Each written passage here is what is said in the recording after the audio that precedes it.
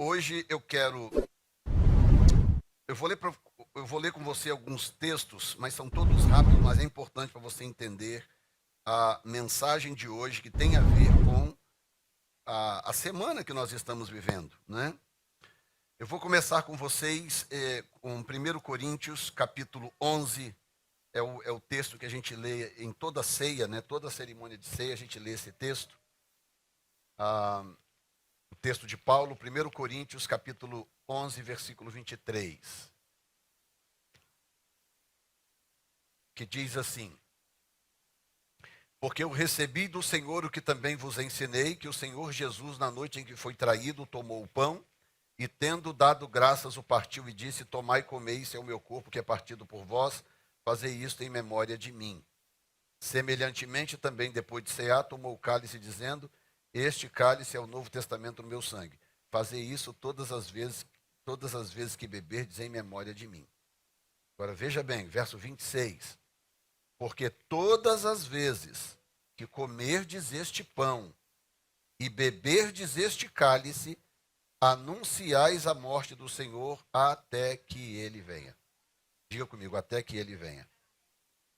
Muito bem. Então, do que Paulo está falando? Paulo está falando da celebração da Páscoa que Jesus fez com seus discípulos, não é? E nessa celebração, Jesus estabelece o que hoje nós conhecemos como a cerimônia da ceia, da Santa Ceia do Senhor, que é uma coisa. Mas ele fez isso enquanto celebrava a Páscoa. Então isso tem que ficar claro para nós. Então, ao celebrar a Páscoa com os seus discípulos, o que Jesus faz? Jesus destaca a sua vinda. Ele destaca o seu retorno, sua volta, como nós chamamos, né? A volta de Jesus. Sendo assim, eu vou falar um pouco sobre isto hoje, porque eu venho ensinando já há algum tempo sobre dentro da série Ele Vem, eu venho falando sobre uma série de coisas, mas eu não parei ainda para falar sobre o arrebatamento da igreja especificamente, e dar aqui, inclusive, alguma base bíblica do porquê nós cremos que a segunda vinda de Jesus, ou a sua volta, se dará em dois estágios diferentes, que é o ponto de crítica dos que não são pré-tribulacionistas. Aqueles que não acreditam que a igreja vai ser tirada da terra antes da grande tribulação, a crítica dele a nós que cremos é exatamente a noção de dois movimentos na volta de Jesus. Então eles falam, isso não existe na Bíblia, não tem nada disso, Jesus vai voltar uma vez só e deu e acabou. Então eu vou mostrar para vocês hoje, biblicamente, que na verdade a Bíblia sim fala dos dois lances da volta de Jesus. Fala sim, você só precisa saber encontrar, saber achar, saber aonde está, e é o que nós vamos fazer neste momento para a glória do Senhor. O próximo texto que eu vou ler está em Mateus capítulo 24. Para quem não lembra, as mensagens passadas, quase que todas as mensagens passadas, o meu texto áureo era Mateus 24. Lembram disso? Eu li Mateus 24 muitas vezes, falando sobre vários lances, várias fases de Mateus 24, e eu quero terminar agora Mateus 24, porque o texto principal hoje vai ser Mateus 25, mas o 24 termina assim, verso 45. Quem é, pois, o servo fiel e prudente, que o Senhor constituiu sobre a sua casa para dar o sustento a seu tempo? Bem-aventurado aquele servo que o Senhor, quando vier, achar servindo assim. Em verdade vos digo que o porá sobre todos os seus bens. Porém, se aquele mau servo disser consigo, o meu senhor tarde virá, tipo, está demorando, né?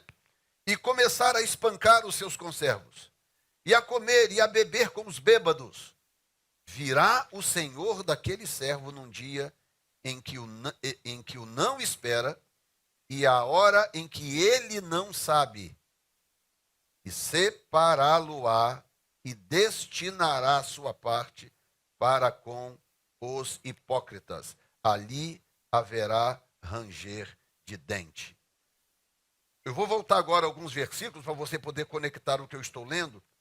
No versículo 38, 37, o texto diz assim: como foi nos dias de Noé, assim será também a vinda do Filho do Homem.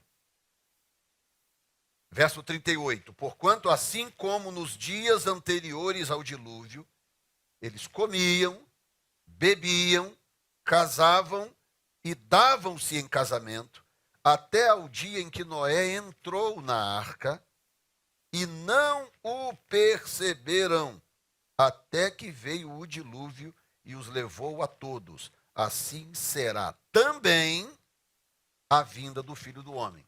Então ele diz aqui claramente que na vinda do Filho do Homem, quando a igreja for tirada da terra, semelhante a Noé e a sua família entrando na arca, isso é Jesus falando. Ele diz claramente que isso acontecerá de tal forma que as pessoas mal vão perceber.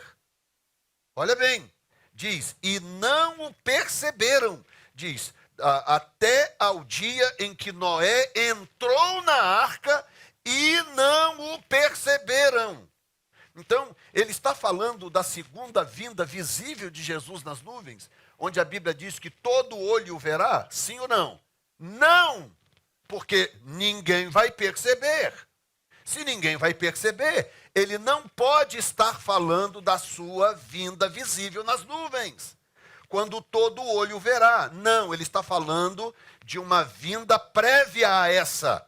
Ele está falando de um arrebatamento que vai acontecer, e eu expliquei aqui numa das mensagens passadas do porquê que é possível um arrebatamento sem que imediatamente o mundo saiba que houve um arrebatamento. Como que é possível isso? Eu expliquei aqui um tempo atrás. Basta você estar envolvido no meio de uma guerra, basta você ter uma guerra de uma certa proporção, que as pessoas começam a desaparecer e você não sabe se elas estão vivas, se elas morreram na guerra, se elas estão enterradas, soterradas no terremoto, se elas foram consumidas pelas cinzas de um vulcão. Você não sabe o que aconteceu com aquela pessoa.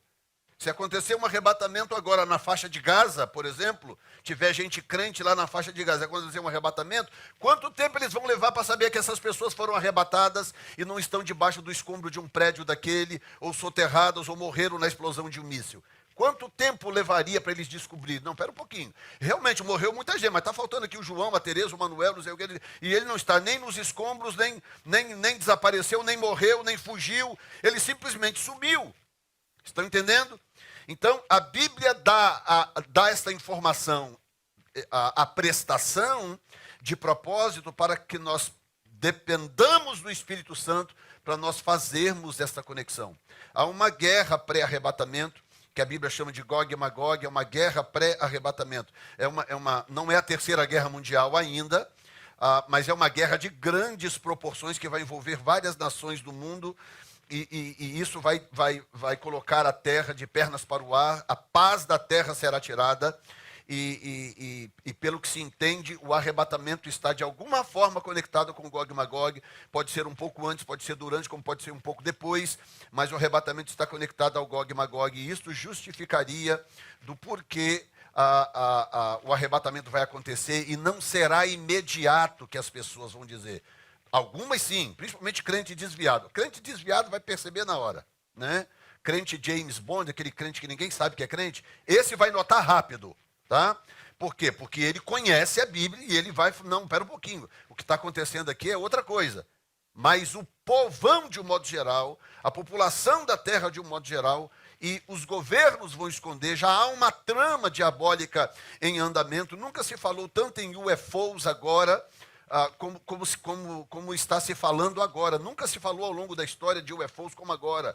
Você vê, arquivos secretos do governo, considerados secretos a vida inteira, agora estão sendo abertos aí e expostos para todo mundo discutir o assunto, visões de objetos voadores não identificados. A NASA liberou uma série de arquivos que estavam trancados em cofres a vida inteira, mas agora está tudo se tornando público para levar a população de fato a crer que a Terra vem vem sendo visitada por extraterrestres há muito tempo e etc. Na verdade, a Terra tem sido visitada por extraterrestres, mas não os extraterrestres que eles imaginam, que muita gente imagina, mas na verdade a Terra vem sendo bombardeada tanto por anjos como por demônios, numa disputa ferrenha por almas humanas. É isso que tem acontecido, mas não é isso que os governos entendem, não é isso que os governos vão dizer. Quem está me acompanhando até agora? Ou seja, Jesus diz claramente que quando Noé entrou na arca, ninguém percebeu. Da mesma forma, ele diz, assim será nos dias do Filho do Homem. Aí no verso 40 e verso 41, ele introduz um princípio, que é a primeira vez que ele está introduzindo esse princípio, que ele vai desenvolver no capítulo 25. Escute bem. Parece complicado o assunto, mas basta você prestar atenção e querer entender que você vai entender. Versículo 40, ele diz assim, 24, 40. Então, estando dois no campo, um será levado e será deixado o outro. Verso 41. Estando duas moendo no moinho, será levado uma e deixada a outra. Pronto, ele acaba de introduzir o conceito de 50-50, 50% e 50%. Ao introduzir isso aqui, ele está preparando a sua audiência para a parábola que ele vai contar em seguida. Porque a parábola que ele vai contar em seguida tem 10 virgens, 5 sobem e 5 ficam. Então, para introduzir a parábola, ele primeiro introduz o conceito. E o conceito é, 50% será salvo, 50% se perderá. E ele usa tanto uma tipologia masculina quanto feminina, porque ao usar a tipologia masculina e feminina juntas na mesma tipologia, ele cobre todos os flancos. Você vai entender por que em seguida. Ao usar as duas coisas, ele sela o assunto para nos ajudar a não desviar da interpretação. Ok? Então ele diz, estarão dois no campo, será levado um e deixado o outro. Duas moendo no moinho, será levado uma e deixado a outra. Então, será que Jesus está dizendo que 50% da igreja vai ficar? Muita gente diz que sim, mas não faz sentido. Como assim? 50% exatamente 50% dos crentes no mundo inteiro. 50% vai ficar e 50% vai subir. Não faz sentido. Tem algo mal explicado aqui e nós precisamos entender isso melhor. Verso 42. Vigiai, pois, porque não sabeis a que hora há de vir o vosso Senhor. Lembrando que tudo que Jesus diz tem explicação na lei. Jesus não veio quebrar a lei, Jesus não veio destruir a lei, Jesus veio cumprir a lei. Então não tem nada que Jesus diga que seja apenas algo que ele tirou da cabeça naquele momento. Não, absolutamente tudo que ele fez e tudo que ele disse tem amparo na lei de alguma forma. Basta a gente procurar o suficiente para achar. Tá? Verso 43, mas considerai isso, se o pai de família soubesse a que vigília da noite havia de vir o ladrão, vigiaria e não deixaria que fosse arrombada a sua casa. Muito bem, antes da gente ir para o capítulo 25, eu quero que você entenda essa questão da vigília da noite. Como você sabe, em Israel não tinha relógio como nós temos hoje. Você tem relógio no telefone, tem relógio no tablet, tem relógio no pulso, tem relógio na parede, tem relógio piscando ali, tem relógio para lá, tem relógio para cá. Hoje é mole. Né? Você sabe exatamente os segundos do dia. Se você quiser, até os décimos de segundos do dia, porque a ciência evoluiu bastante a ponto dos relógios mostrarem o tempo fracionado ao máximo possível. Ok, naquela época não tinha relógio assim. Não tinha. Na época se media o tempo, se fracionava o tempo de uma forma diferente, e o primeiro relógio citado na Bíblia chama o relógio de Acabe. Era um relógio, na verdade, que era medido pela sombra do sol, numa tabuleta redonda com um pino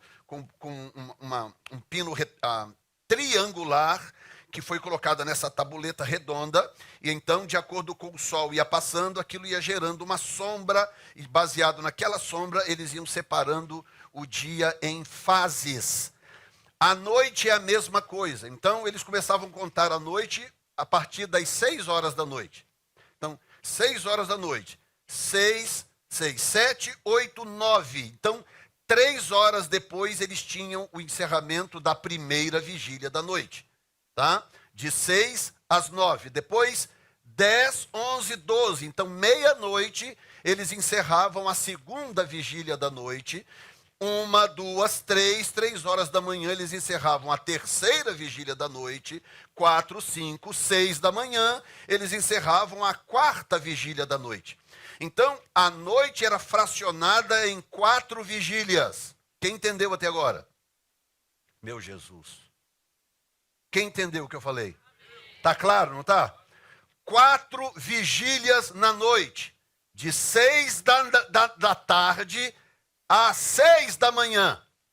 Pronto.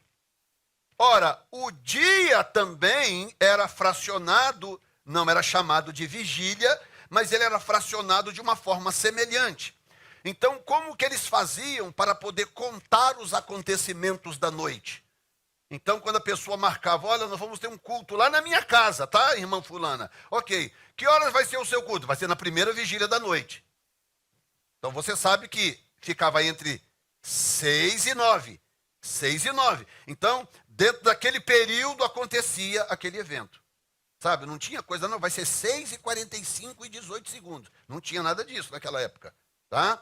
A coisa era fracionada em vigílias. Então, vamos agora rever o que Jesus está dizendo no versículo 43.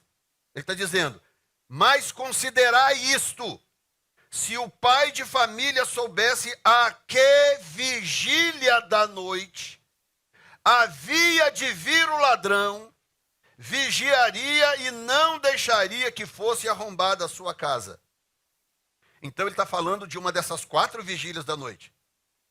A que terminava às 9, que terminava à meia-noite, a que terminava às 3 da manhã e a que terminava às 6 da manhã. 4 vigílias. Verso 44 ele diz, por isso, estai vós apercebidos também, porque o Filho do Homem há de vir a hora em que não penseis. Muito bem.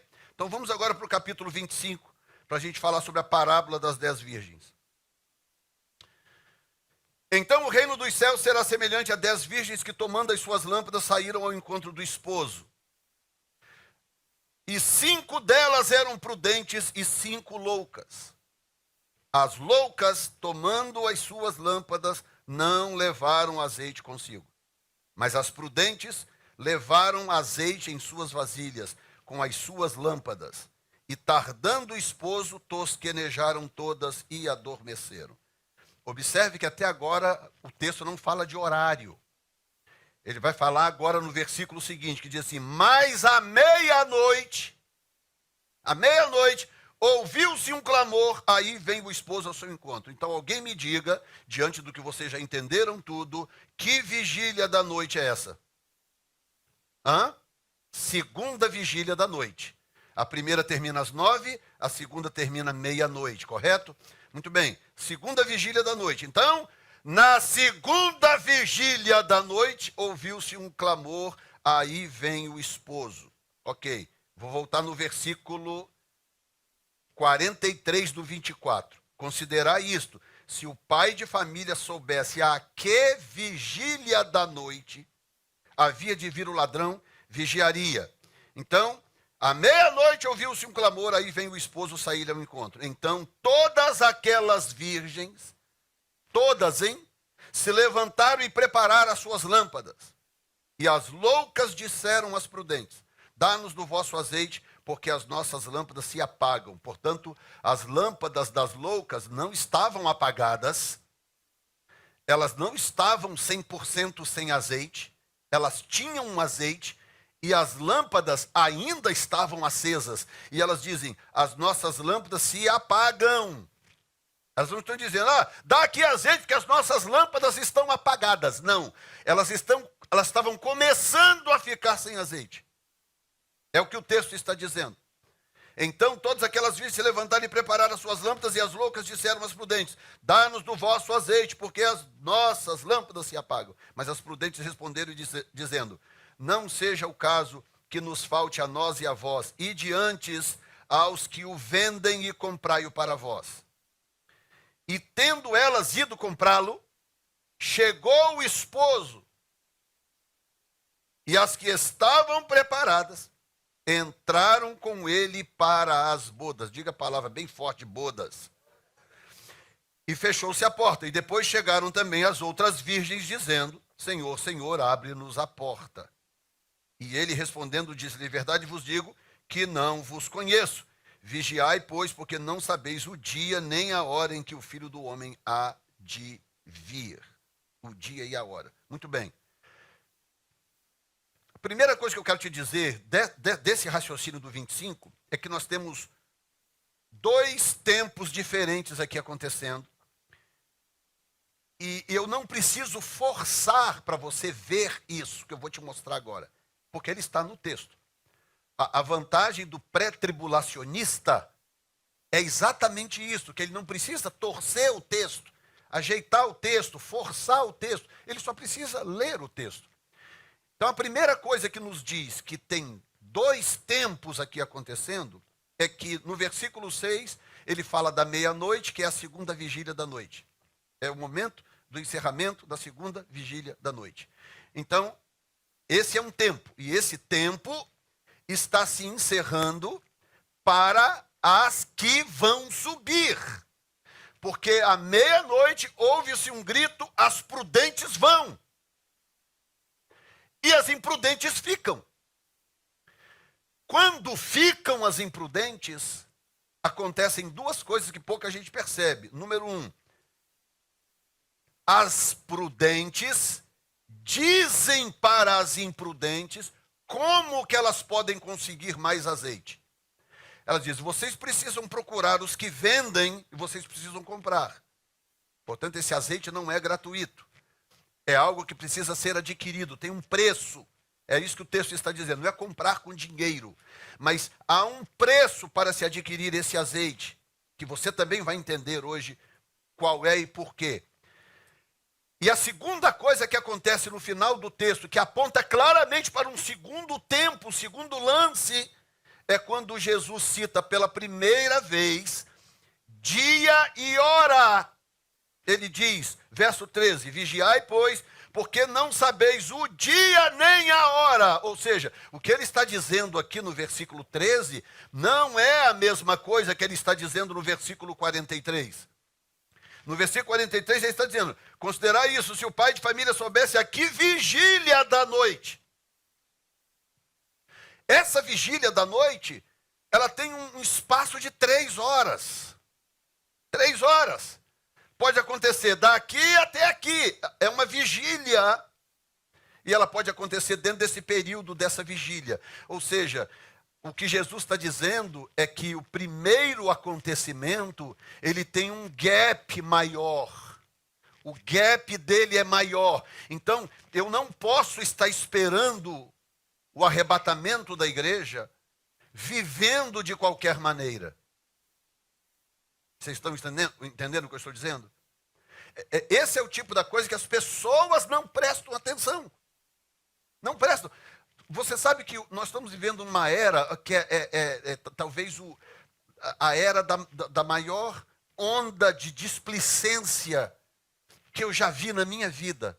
Eu nunca vi a raça humana tão displicente como nessa fase que nós estamos vivendo. As pessoas não ouvem nada, elas não guardam nada, elas não registram nada, nada.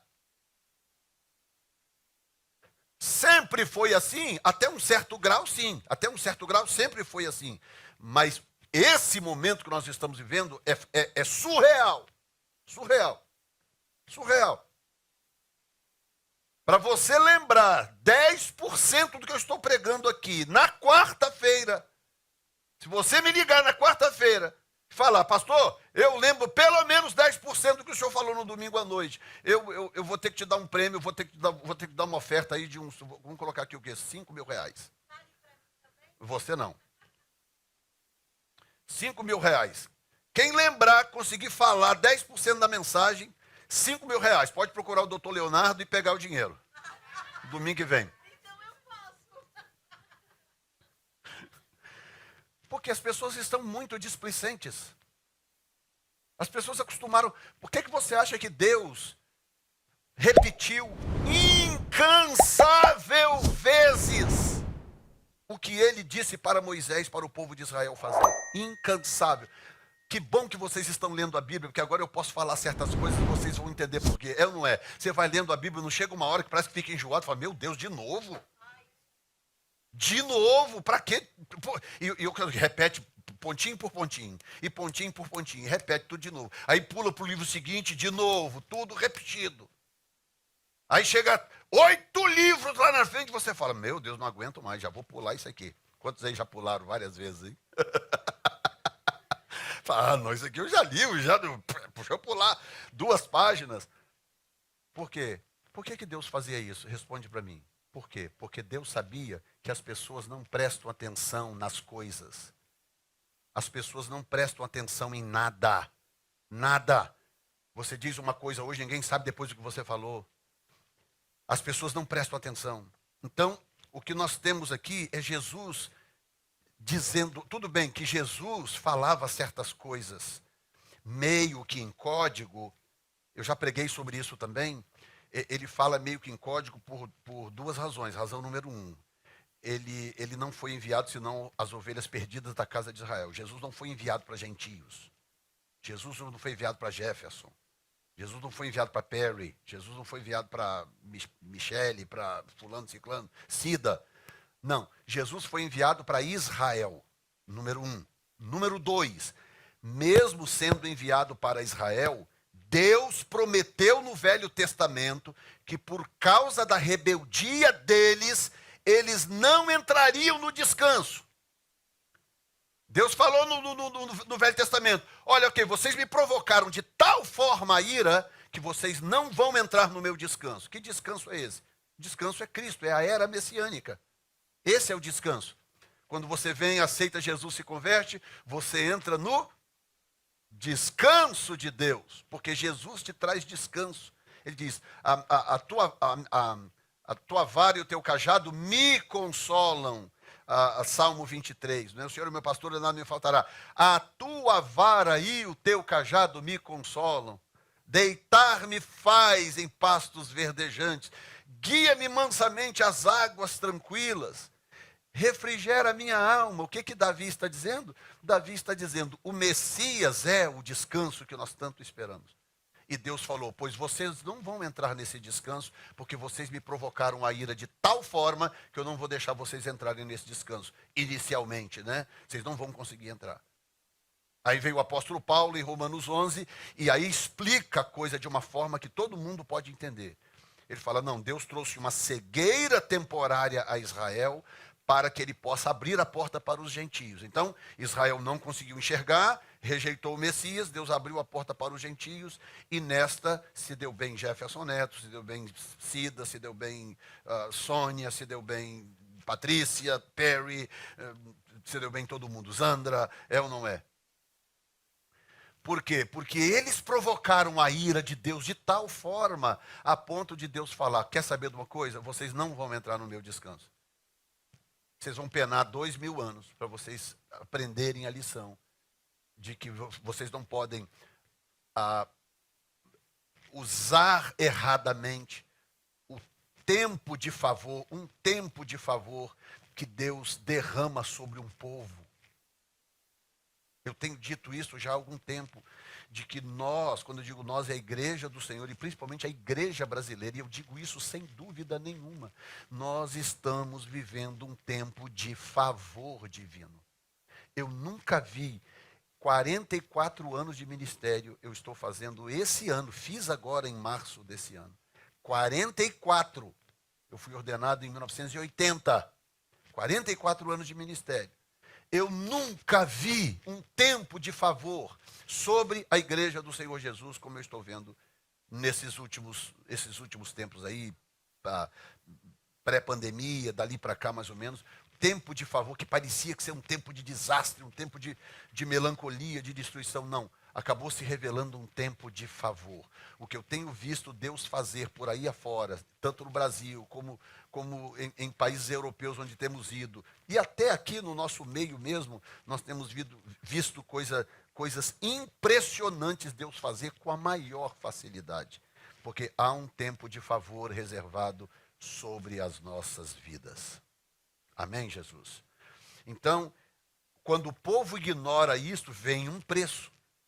Vem um preço. Então, Israel vai perder o arrebatamento porque é consequência da provocação divina. Então agora você vai entender a questão dos 50%, a ideia dos 50-50. Como que é possível? 5 são 10, exatamente 5 sobem, exatamente 5 ficam. Não é uma medida normal para nós tomarmos ao pé da letra, não é. Então esse negócio de 50-50 tem que ter uma outra lógica, uma outra explicação, porque senão fica estranho. Imaginar que 50% da igreja vai ficar e 50% vai subir. Pode ficar até mais, não importa, mas a coisa de arredondar o número é que acusa que a interpretação pode estar errada para os que pensam que se trata de 50% da igreja indo e 50% ficando. Então, aonde que estão as respostas para o que nós estamos querendo?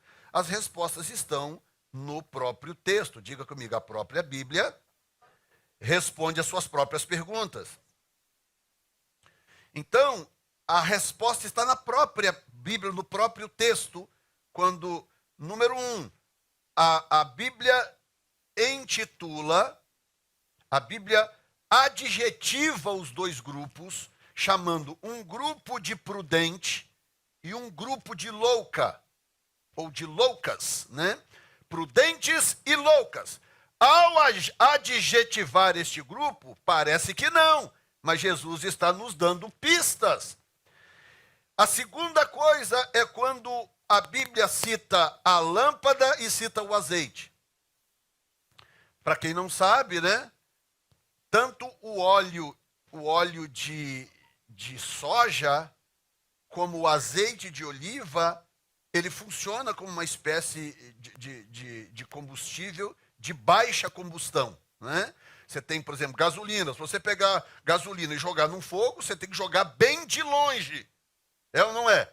Porque a combustão da gasolina é muito alta. Então, quando bate lá, sobe aquele fogaréu, né? Mas você pode pegar, para quem não sabe, pode acender fogueira com azeite. Quem sabia que pode acender fogueira com azeite? Você pega o azeite, derrama o azeite em cima da madeira, direitinho, espalha bonitinho, toca fogo, e a combustão é tão lenta e tão baixa que ela começa gradativamente, daqui a pouco ela pega fogo naquilo ali e vai acendendo. Você pode continuar jogando azeite sem nenhum problema, que o fogo não vai subir azeite acima e pegar na vasilha, no vidro, de baixa combustão. Sendo assim, o azeite é o combustível ideal para a iluminação. Olha que coisa linda. O azeite é o combustível ideal para iluminação, porque o fato de ter baixa combustão significa que ele demora mais tempo para ser consumido. Demora mais tempo, né? Você vê, a gente enche o tanque de gasolina do carro com, sei lá, 30 galões, né, de gasolina. Você põe, vai daqui em Nova York, quando chega em Nova York já foi meio tanque de gasolina. Aí você está voltando para casa e já acabou a gasolina. Meu Deus do céu, se eles inventarem um carro azeite, azeite de oliva com um tanque, você vai no Brasil, meu filho, porque aquilo vai demorar para consumir, demorar. Então, olha bem o que a Bíblia fala a respeito, olha o que a Bíblia fala a respeito dessa questão do azeite. A primeira coisa é Êxodo 25:6, põe para mim aí. Ok, veja bem, ele diz assim, azeite, volta um versículo só para o pessoal entender aqui, pegar impulso, né? Pele de carneiro, tinta de vermelho, pele de golfinho, madeira de acácia, vai. Azeite para a luz, especiarias para o óleo da unção e para o incenso aromático. Então, esse versículo é importantíssimo, escute bem. Por que esse versículo é muito importante? Porque esse versículo diz duas coisas poderosas. Número 1, diz que no Velho Testamento o azeite era usado para luz e não para unção. No Velho Testamento, o azeite de oliva era usado para iluminar, não para ungir.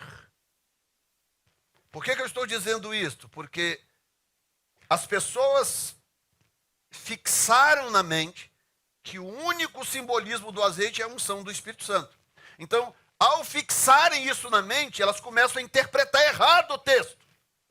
Porque se você entende errado o que é o azeite no texto, você vai interpretar o texto errado. Então, como é que eu descubro o que é o azeite? Olha, a Bíblia responde as suas próprias perguntas.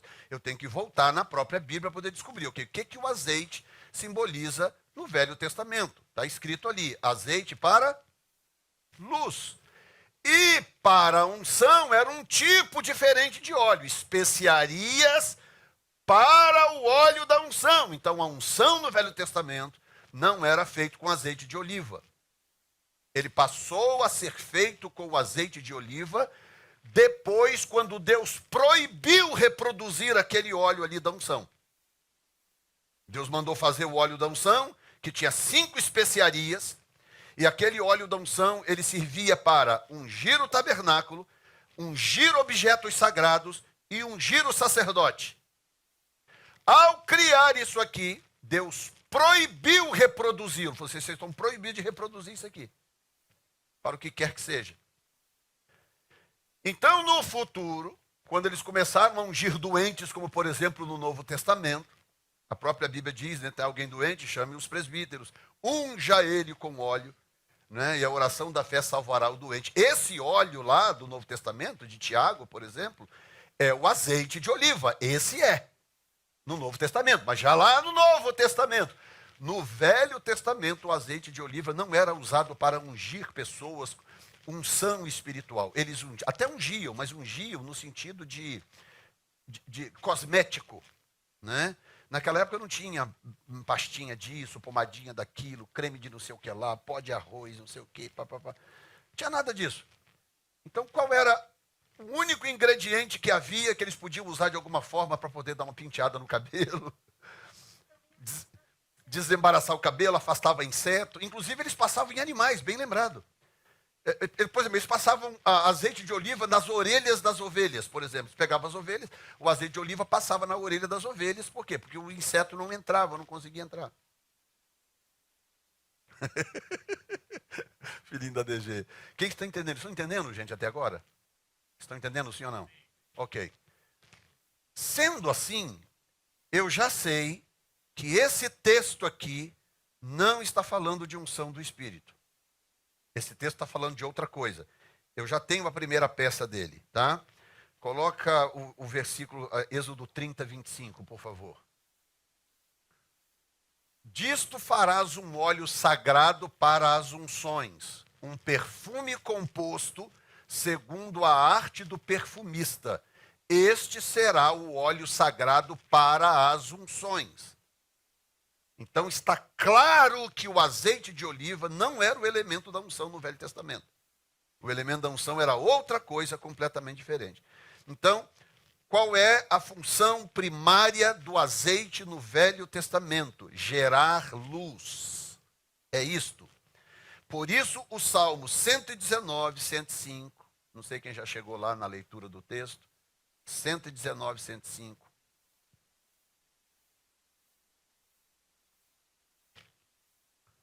Diz o quê?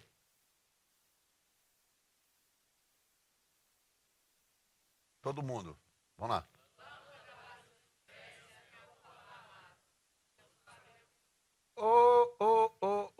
Então eu tenho uma outra peça de informação aqui poderosíssima. Poderosíssima. Eu tenho um texto na Bíblia que me diz que essa lâmpada aqui que as virgens tinham na mão, ela representa o quê? A palavra. Diz, lâmpada para os meus pés é a tua palavra. Então, se eu voltar de novo no texto, diz assim, verso 3. As loucas, tomando as suas lâmpadas, não levaram azeite consigo, mas as prudentes levaram azeite em suas vasilhas com suas lâmpadas. Então eu tenho duas informações poderosas aqui nesse texto que já mata a charada. Eu posso encerrar a mensagem aqui. Primeira informação: azeite no Velho Testamento representava luz, a luz que era gerada para iluminar ambientes. Número 2, a lâmpada no Velho Testamento representava e representa até hoje a palavra de Deus. Então, se a palavra é a lâmpada, o azeite é o conteúdo da lâmpada. Então, o que tem dentro da lâmpada é o azeite que gera luz. Então, o que tem dentro da palavra do Logos é a revelação que gera luz. Então, olha bem que coisa tremenda. Qual a diferença entre as prudentes e as imprudentes? Qual é a diferença?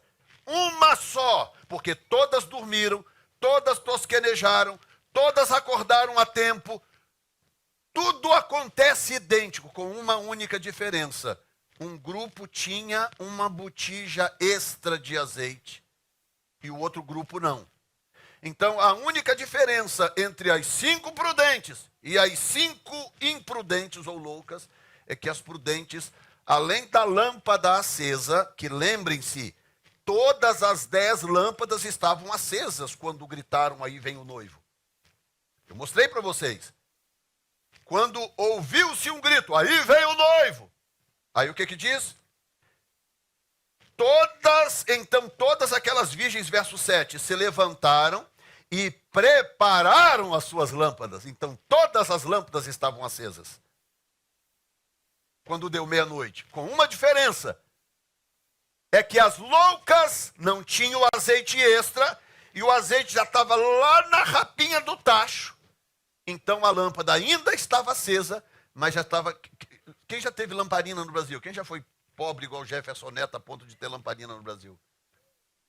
Já tiveram? O que acontecia no Brasil quando, no meu caso, aliás, a gente usou azeite também, estou lembrando, mas era querosene, era mais barato, inclusive, né? Então usava querosene, na verdade, porque era mais barato, mas quando não tinha, eu lembro de uma mãe botando óleo e tal, usava óleo também. Mas o que acontecia na lamparina quando o fundo lá estava acabando o combustível e o restinho do combustível no pavio estava começando a acabar? O que acontecia com o fogo? Ficava, não é? Ainda tinha fogo, ainda tinha luz, mas estava naquele dando sinais. Você sabia, você não precisava abrir a lamparina. Fala, o que está acontecendo com essa lamparina, meu Deus? Não precisava. Você olhava para a chama do pavio e dizia, está acabando o querosene. Está acabando o óleo, o azeite. Como é que você sabia? Por causa da intensidade da chama, mesmo com a lâmpada acesa. É isso que está acontecendo aqui. Diz que à meia-noite ouviu-se um grito, aí vinha um noivo, então todas aquelas virgens se levantaram, porque todas estavam cochilando. Aí eu já vi pregador pregar esse texto, falando, não, porque você tem que ficar vigilante, porque quando Jesus vier, se você não estiver vigilante, claro, você tem que estar vigilante, mas usando o argumento errado. Porque esse tosquenejar aqui tem a ver com o quê? Tem a ver com as nossas imperfeições. A gente faz bobagem, dá cabeçada, dá topada em pedra, fala o que não deve, come fermento na semana da Páscoa, fala o que não deve, vive do jeito que não deve. É ou não é? Ou seja, as pessoas se comportam de um jeito que não é o ideal, mas Jesus já sabia disso quando morreu por nós, sabia. É por isso que nós somos salvos pela graça. Nós somos salvos pela graça em Jesus Cristo. Você não vai ser salvo porque você acertou todas. Jefferson Neto não vai ser salvo porque acertou todas. Não, ninguém vai ser salvo porque é todo certinho, porque atirou todos os tiros no alvo, porque fez tudo certinho, corretinho, porque conseguiu cumprir cada preceito da Bíblia. Não. Você não vai ser salvo porque celebrou as festas bíblicas. Não é nada disso. Pela graça sois salvos. Isso não vem de vós, é dom de Deus, não vem das obras para que ninguém se glorie, disse Paulo aos Gálatas. Pela graça sois salvos. Diga comigo, é pela graça. Sendo assim, só há uma coisa aqui que está salvando essas virgens prudentes. Uma única coisa. Ela tem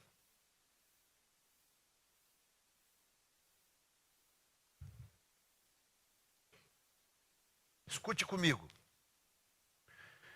Quando as 10 acordam com um grito. Aí vem o noivo, saí-lhe ao encontro. Aí as 10 que estavam cochilando acordam. Ok? Muito bem.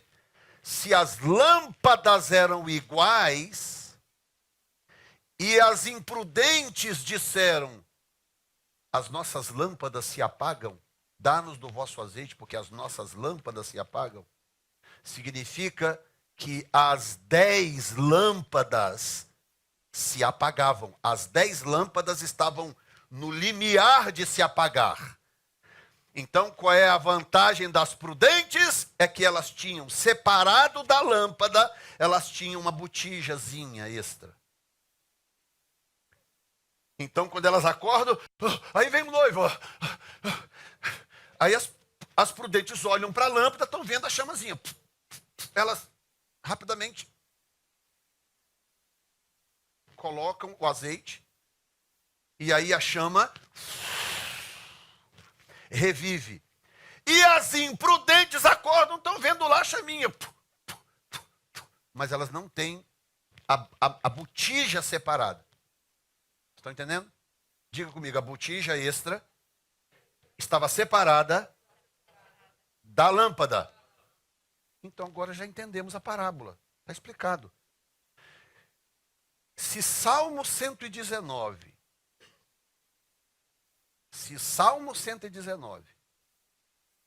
na época em que não havia Novo Testamento, está dizendo que a Bíblia já era lâmpada, portanto, o Velho Testamento é a lâmpada. Porque na época do Salmo 119 não havia Novo Testamento. Correto? Aliás, não havia nem certos livros ainda.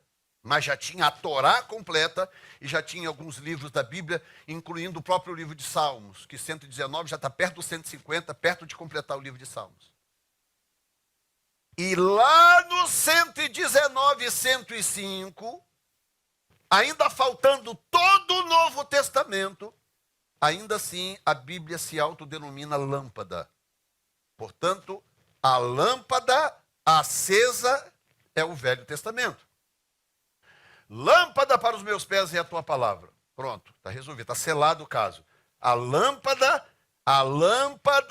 acesa é o Velho Testamento. É a revelação parcial de Deus para Israel e para a raça humana. Muito bem. Então as 10 tinham lâmpada e as lâmpadas acesas. As 10. Lâmpada, Velho Testamento.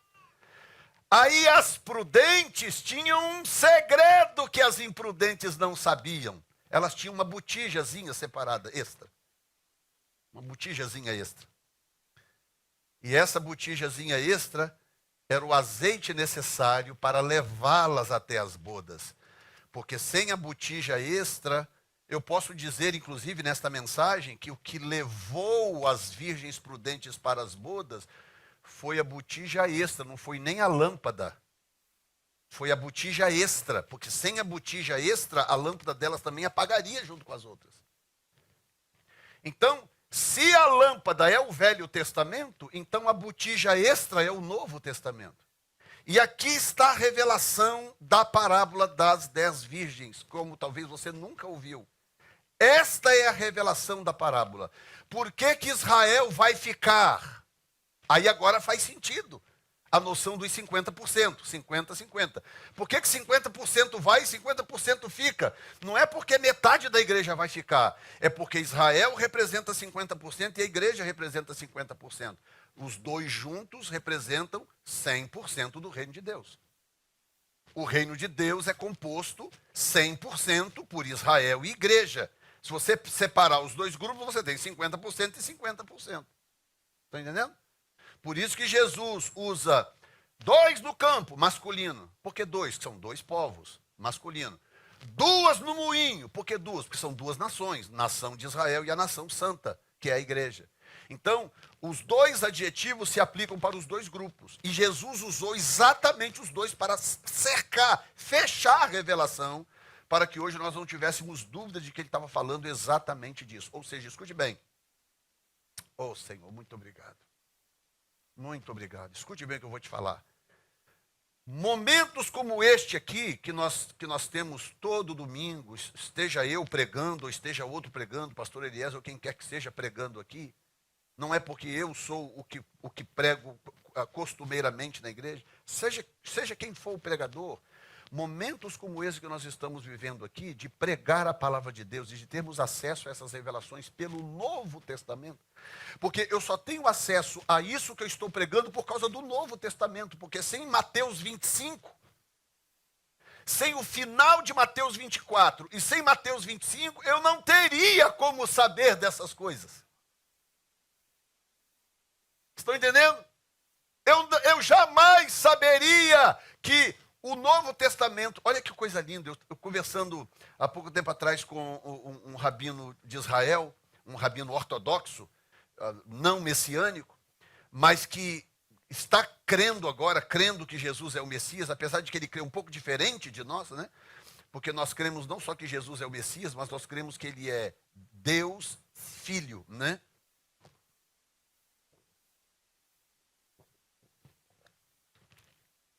Nós cremos que Jesus é Deus Filho e portanto,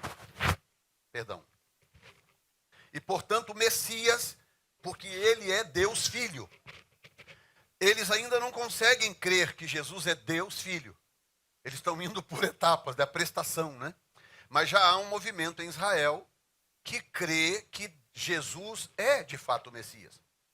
E que eles perderam, né? Eles deixaram passar a revelação do Messias e perderam o Messias.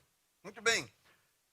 Agora, ainda vai ser uma longa etapa, e a gente sabe que só vai acontecer no final da grande tribulação, quando Israel vai cair a ficha completa, né? Falar, então é verdade, era isso e tal.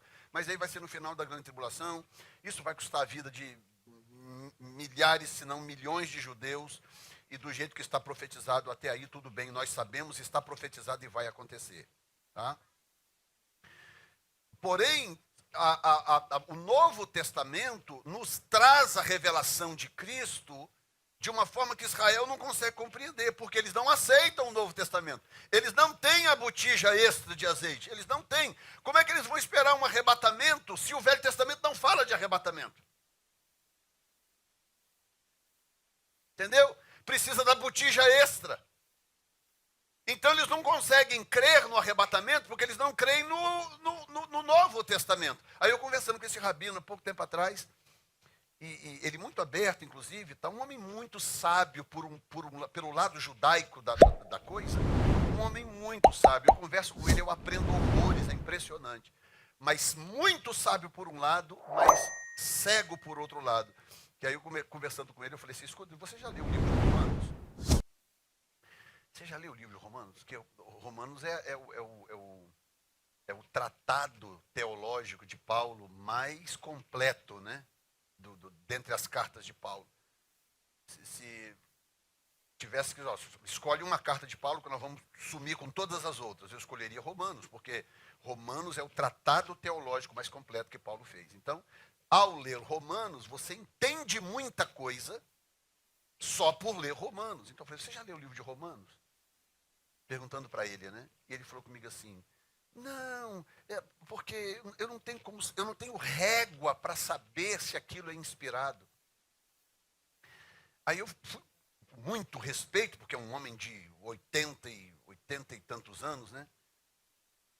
Mas com muito respeito, falei, olha, eu te aconselharia a dar uma lida nesse livro. Leia esse livro, mas leia desarmado, leia com seu coração desarmado. E compare o que você está lendo com a Torá, com o Velho Testamento. Mas eu falando para um homem de 80 e poucos anos de idade, um rabino que conhece o Velho Testamento de ponta cabeça, domina a língua original, uma coisa impressionante, o conhecimento, a capacidade desse homem, e eu, que não sou nada na fila do pão, falando para esse homem ler uma porção do Novo Testamento, porque eles não conseguem enxergar, eles não têm a botijinha extra. Não tem. Por isso são loucos, entendeu?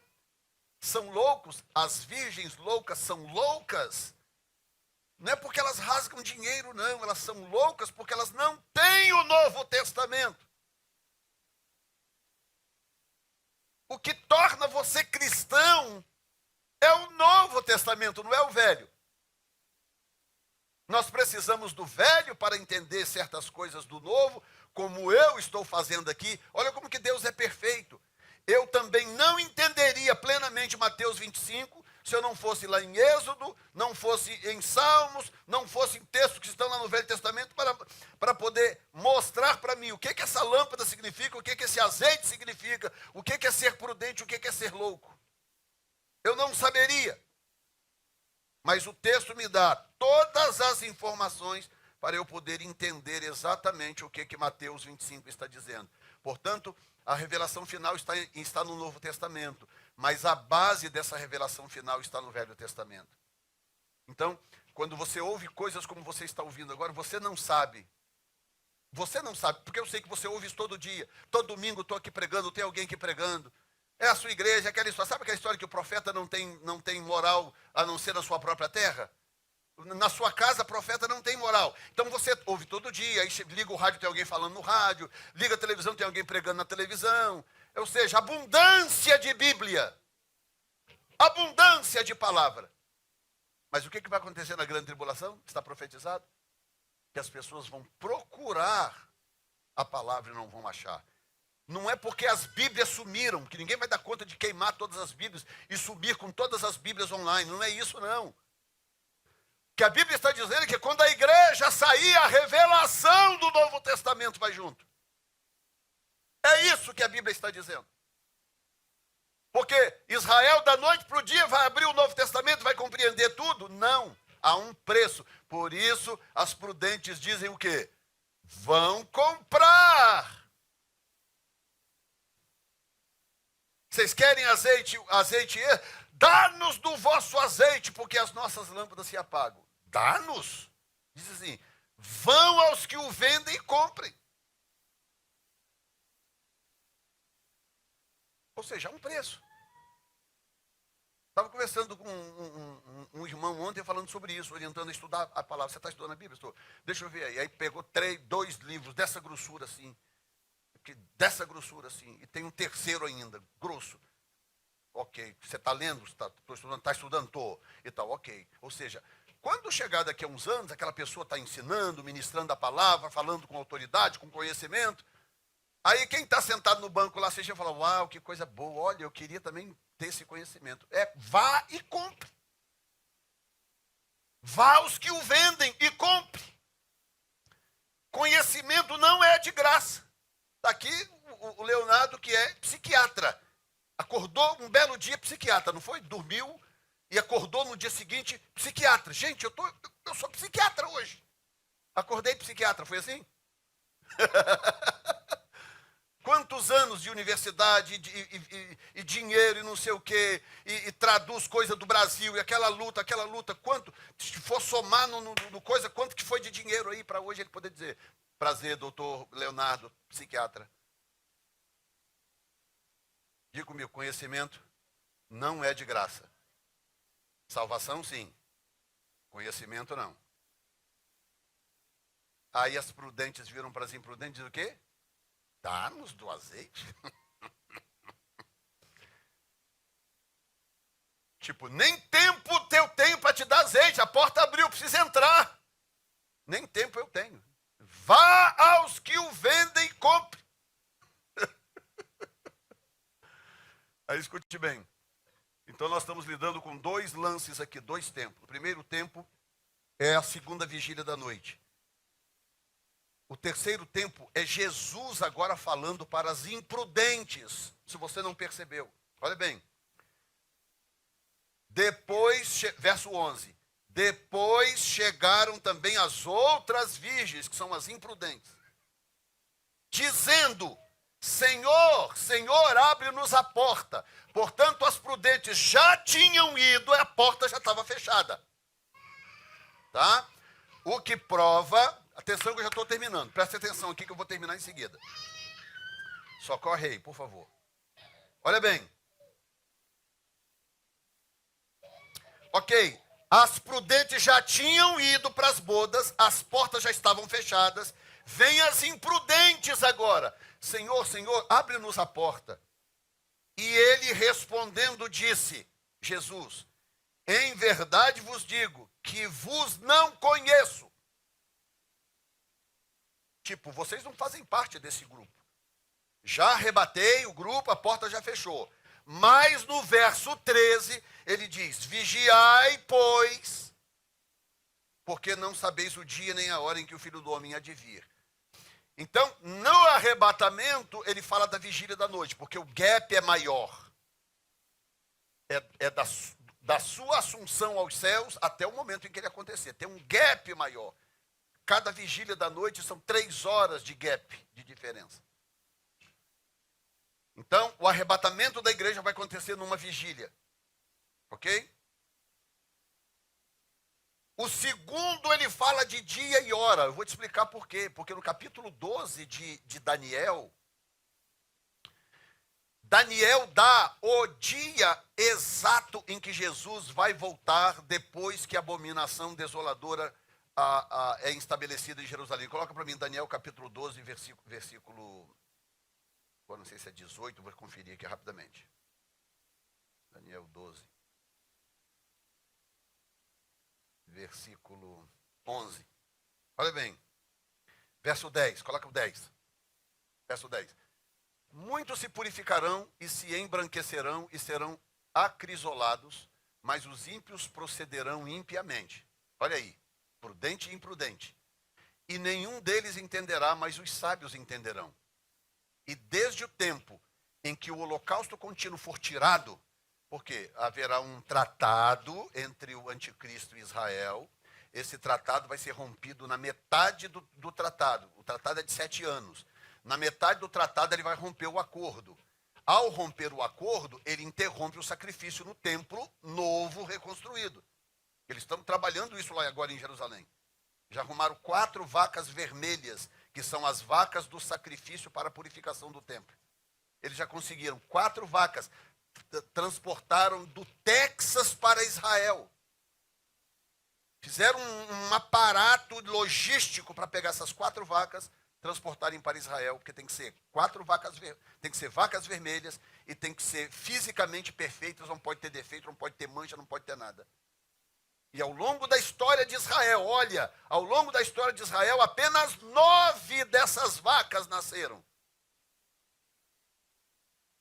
E agora eles estão em posse de 4 vacas, 4 novilhas vermelhas, para uma possível cerimônia de dedicação do templo. Então, na metade ele vai quebrar o sacrifício. Olha o que Daniel diz, hein? Desde o tempo em que o holocausto contínuo for tirado e estabelecida a abominação desoladora, haverá 1290 dias. Bem-aventurado é o que chega. Me dá meu telefone aí. Bem-aventurado é o que chega aos 1335 dias.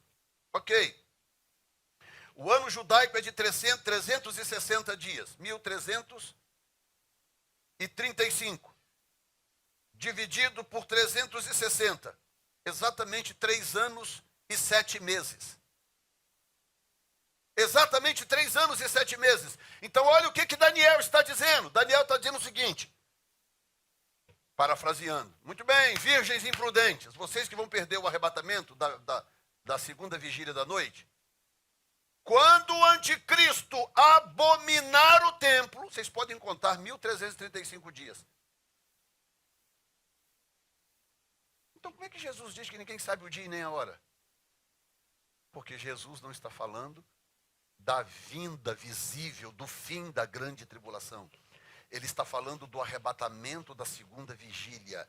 É do arrebatamento que ele está falando quando ele diz, ninguém sabe o dia nem a hora. Ninguém sabe. Aí, quando ele fala para o povo judeu, agora para o povo judeu, agora para as virgens imprudentes, dizendo, vigiai, pois não sabeis o dia nem a hora em que há de vir o vosso Senhor, porque Israel, por desconsiderar a revelação plena, lê certos textos e não compreende. Tem um grupo de evangelistas em Israel que sai pela rua evangelizando. Eles são judeus e eles evangelizam Israel. E eles pegam Isaías 53, param uma pessoa na rua e falam, lê isso aqui, por favor. Aí a pessoa vai ler Isaías 53. Ele foi moído pelas nossas transgressões, o castigo que nos traz a paz estava sobre ele, pelas suas pisaduras fomos sarados. Aí a pessoa fala assim, de quem que você acha que esse texto está falando? Eles pegam o texto fora da Bíblia, pegam um texto impresso, sem dizer o que é, e dá para a pessoa ler. Ok, lê isso aqui. Aí a pessoa lê aquele texto, chama One for Israel, é o nome do ministério. One for Israel, um por Israel, né? Aí, ok, a pessoa fala assim, de quem que você acha que esse texto está falando? Aí a pessoa olha e fala assim, está parecendo que é Yeshua, né? Está parecendo que está falando de Yeshua, né? Aí o cara fala assim, você acha que é? É. Aí ele fala assim, você sabe de onde que é esse texto? Não. Isaías 53. Aí ele pega a Torá, pega a Bíblia judaica, abre e mostra, olha aqui, Isaías 53. Aí o cara começa a ler e fala assim, uau, isso está em Isaías, fica impressionado, porque não é que ele não sabia, é porque eles não conectam. Existe uma cegueira, a Bíblia diz, uma cegueira temporária a Israel, eles não conseguem conectar. Então eles passam por um texto desse aí, por exemplo, e eles não conseguem conectar.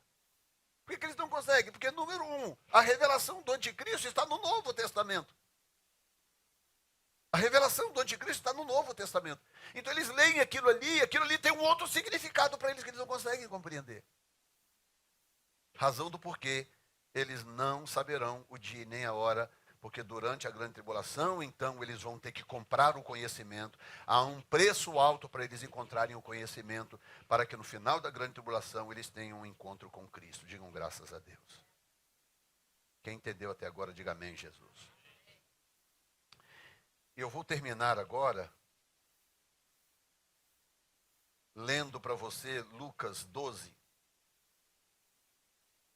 34.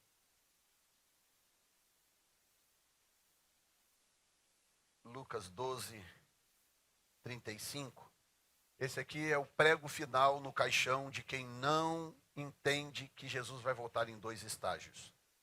Esse texto aqui é o pregozinho final.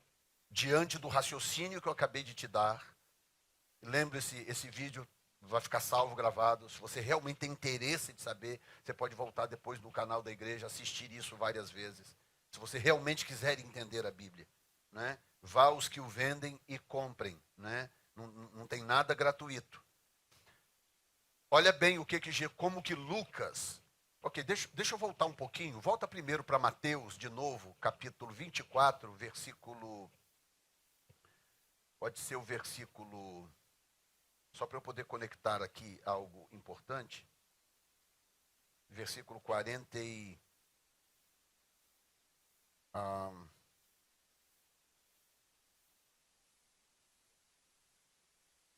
Ok, versículo 45. Ouça isso, Mateus. Isso é Mateus falando. Quem é, pois, o servo fiel e prudente que o Senhor pôs sobre os seus serviçais para o tempo dar-lhes o sustento? Para a tempo dar-lhes o sustento. Bem-aventurado aquele servo a quem o Senhor, quando vier, achar assim. Em verdade vos digo que o porá sobre todos os seus bens. Muito bem. Mateus fala de uma forma até sucinta. Porque em Mateus, Jesus está falando, e Mateus está priorizando a parábola das 10 virgens. Né? Lembra que Mateus está escrevendo isso depois do acontecido. Então Mateus está escrevendo de tal forma a desembocar na parábola das 10 virgens, que Lucas não conta. Mas Lucas diz algo nessa mesma fase, olha que coisa tremenda. Lucas 12, 35. Por isso que eu li Mateus, para você identificar as palavras. Lucas 12, 35. estejam cingidos os vossos lombos e acesas as vossas lâmpadas, candeias, volta um pouquinho. Candeias. Então, Lucas, apesar de não contar a parábola das 10 virgens, que Mateus conta, mas Lucas adiciona algo que é muito importante. Lucas mostra que Jesus já começou a ensaiar a parábola antes. Estejam cingidos os vossos lombos e acesas as vossas lâmpadas. Continua. E sede semelhantes a homens que esperam o seu Senhor quando houver de voltar das bodas, para que quando vier e bater, logo possam abrir. Pausa, pode deixar nesse texto aí. Ok, o que Mateus está dizendo? Capítulo 25. Mateus está dizendo que há umas bodas preparadas, que essas bodas, elas acontecem na segunda vigília. Ouçam bem, gente, por favor. As crianças vão entrar, mas me dá mais 2, 3 minutos. Ouça bem. Em Mateus 25, a Bíblia está dizendo que 5 virgens prudentes entram nas bodas. Eu vou esperar todo mundo entrar, que vocês não vão prestar atenção em mim de jeito nenhum. Pode entrar, entra todo mundo. Que a turma distrai por qualquer coisa. Isso. Pronto. Todo mundo bonito. Leozinho tá de viseira, gente, de dormir lá na cabeça. Foi você mesmo. Ah, é? Depois você vai me contar para mim, tá? Mateus capítulo 25 fala dessas bodas. Mateus 25 me diz que à meia-noite elas ouvem um grito, as prudentes entram nas bodas, fecha a porta e as imprudentes ficam do lado de fora. Aí o noivo vira para as imprudentes e fala assim: não conheço vocês. Tipo, se virem. As prudentes falam: vamos comprar azeite. O noivo fala: não conheço vocês. Aí diz assim: vocês vigiem, porque vocês sabem a que horas o filho do homem há de vir. Dia e hora. Aí Lucas diz que as bodas já estão agora acontecendo, mas que tem gente do lado de fora esperando ele voltar. Olha bem, sede semelhantes a homens que esperam o seu Senhor quando houver de voltar das bodas, para que quando vier e bater, logo possam abrir-lhe. Então Lucas diz categoricamente que tem um grupo já nas bodas e tem um outro grupo esperando ele voltar. Está claro para você como está para mim? Próximo versículo. Bem-aventurado aqueles servos os quais o Senhor, quando vier, achar vigiando. Achar vigiando. Em verdade vos digo que se cingirá e os fará sentar à mesa, e chegando-se os servirá. Olha bem, verso 38. Por isso que é maravilhoso, gente, a Bíblia. E não dá para pregar essas coisas em 30 minutos. Não dá. Mas vale a pena quando você chega num versículo desse. Volta a um versículo. Bem-aventurado aqueles servos aos quais o Senhor, quando vier, achar vigiando. Lembra que ele está falando agora, nessa fala, já tem um grupo nas bodas. Então, bem-aventurado os servos os quais o Senhor, quando vier, achar vigiando. Em verdade vos digo que se cingirá e os fará reclinar-se à mesa, e chegando-se os servirá. Próximo verso, olha bem. Quando venha na segunda vigília, vírgula, quer na terceira. Então são duas ou não são? São ou não são? São duas vindas. Essa segunda eu já sei qual é, porque lá em Mateus 25, pega ele, senão ninguém vai prestar atenção em mim aqui. Já está todo mundo olhando para o neném. que já é bonitinho pra caramba, né? Olha lá. Quer venha na segunda vigília. Ok, então agora eu já sei que vinda é essa da segunda vigília. Porque à meia-noite eu vi-se um grito, aí vem o noivo. Meia-noite é a qual vigília? Segunda vigília. Então, quer venha na segunda, vírgula, quer na terceira. Então, ele vem na segunda vigília, fecha a porta, as bodas começam a acontecer, tem as virgens imprudentes do lado de fora, desesperadas, agora correndo, onde é que eu consigo dessa botija, essa moringa de azeite extra, cadê? E tal, né? Igual,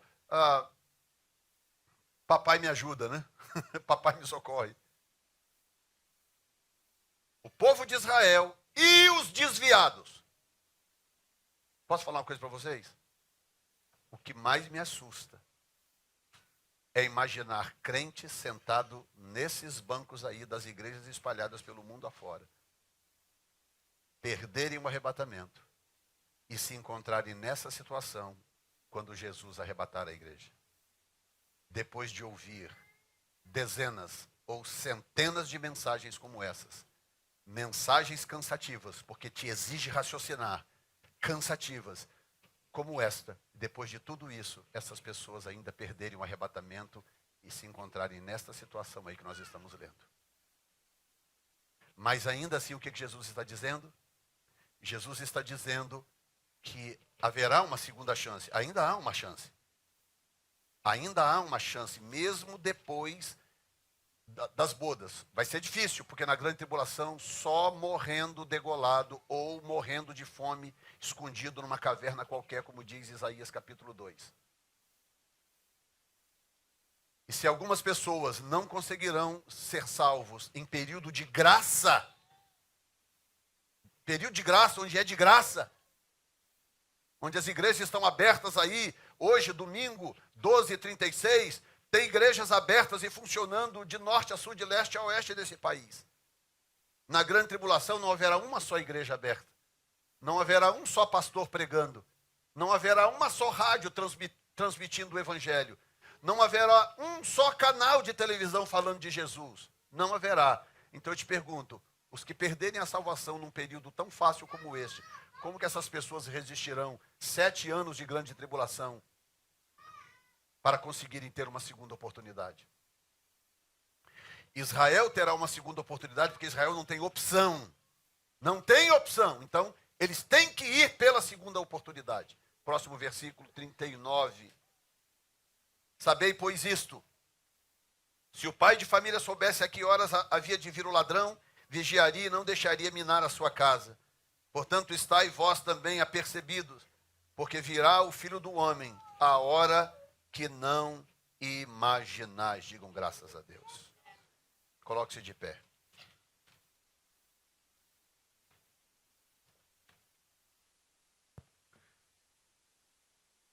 Bendito seja Deus. Olhem para mim aqui por um minuto. Eu quero que você pegue a sua Bíblia aí, pode ser telefone, pode ser o que for, a sua Bíblia. Eu quero que você olhe para esse vidrinho aqui. Eu quero que você guarde essa imagem na sua mente. A diferença entre você que será arrebatado e o que ficará é exatamente o que está escrito no Novo Testamento. Essa é a diferença. Viver o que está escrito no Novo Testamento é a diferença entre subir e ficar. Então, hoje, não apenas eu mostrei para você, acredito eu que de forma indubitável, de que a vinda de Jesus será em 2 lances. Não apenas isso, mas eu também mostrei para você que eu e você precisamos amar mais a palavra de Deus. Nós precisamos amar mais o Novo Testamento. Ler, estudar e amar as Escrituras. Por enquanto nós ainda estamos no velho, né, no processo de leitura. Não sei quantos ainda estão firmes no processo de leitura. Mas quando chegar no Novo Testamento, olha o que vai acontecer. Quando nós chegarmos lá no Novo Testamento, sei lá, daqui a uns 2 meses, mais ou menos. 2 meses e pouco, 3 meses. talvez um pouco mais. Quando nós chegarmos no Novo Testamento, depois de você ter lido todo o Velho, você chegar no Novo Testamento, você não tem noção do portal de conhecimento, de revelação que vai se abrir para você. Quando você começar a ler o Novo Testamento e você vê como que aquilo faz sentido agora, fala, meu Deus, como que isso faz sentido? Claro que você não vai memorizar tudo que leu no Velho, não precisa memorizar tudo. Basta você ter lido, aquilo está dentro de você, e vai chegar um momento que você vai começar a identificar as coisas, falar, uau, olha isso, olha isso, olha isso. E o seu coração vai se enchendo cada vez mais de Deus. Quantos querem ter o coração cheio de Deus? Amém? Levante a sua mão. Pai querido, nós te glorificamos nesta tarde, Senhor, quando nós, às 10h30, nos apresentamos diante da tua presença coletivamente, porque da tua presença nunca saímos, mas coletivamente nós entramos na tua presença para glorificar o teu nome, para te adorar em espírito e em verdade. E logo em seguida para receber do Senhor, por pura misericórdia e amor, a revelação das Escrituras. O que tornam esta igreja o que ela é, uma igreja vidrada na tua palavra, uma igreja apaixonada pela tua palavra, uma igreja que ama a tua palavra, uma igreja que prioriza a tua palavra, uma igreja que está muito mais preocupada com qualidade do que com quantidade. Pai, nós te agradecemos, nós te amamos, porque essa botijinha extra de azeite fará com que as nossas lâmpadas continuem acesas, no momento em que se ouvir o grito, aí vem o noivo, nós estaremos todos prontos, estaremos todos com lâmpadas acesas, para entrar contigo nessas bodas gloriosas. Muito obrigado, meu Senhor. Muito, muito obrigado. Senhor, perdoa os nossos pecados. Apaga as nossas iniquidades, Senhor. Tira de nós todo erro, todo peso, tudo aquilo que nos afasta de Ti, tudo aquilo que consome o nosso tempo com coisas vãs, com coisas vazias, quando poderíamos ocupar o nosso tempo com coisas gloriosas, coisas do céu, coisas de Deus. Torne essa igreja uma igreja sedenta e faminta por coisas de Deus. Faça isso para a glória do Teu nome, é o que eu te peço, meu Senhor. Em nome de Jesus Cristo nós oramos. E todos dizem amém, Jesus. Graças a Deus. Levante a mão mais uma vez, diga comigo, obrigado, Senhor. Me ajude a manter a minha lâmpada acesa. Que o meu coração seja um depósito para a Tua palavra. Me ajuda a viver em retidão. Em nome de Jesus. Amém. Você pode dar um aplauso ao Senhor.